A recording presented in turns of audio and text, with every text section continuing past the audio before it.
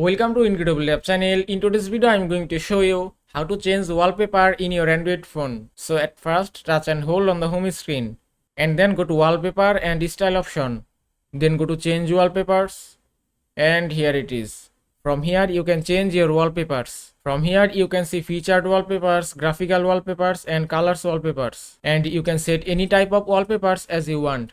Also, if you want to download more wallpaper, just scroll all the way down. Then just tap on this icon, then tap on get more wallpapers, then tap on top and here it is. Here you can find unlimited wallpapers, but make sure that your Wi-Fi or mobile data is turned on. Suppose if you want to download this wallpaper, just tap here, then tap on download and give it a moment to download it. And the download is complete. Now just go back and here it is.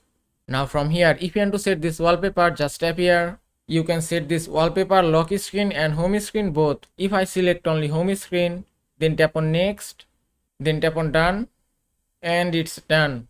You can see wallpaper has been changed successfully. Also, if you want to set any wallpaper from your gallery, just open up your gallery, then open any album. If you want to set this wallpaper, just tap on three dots, then tap on set as wallpaper.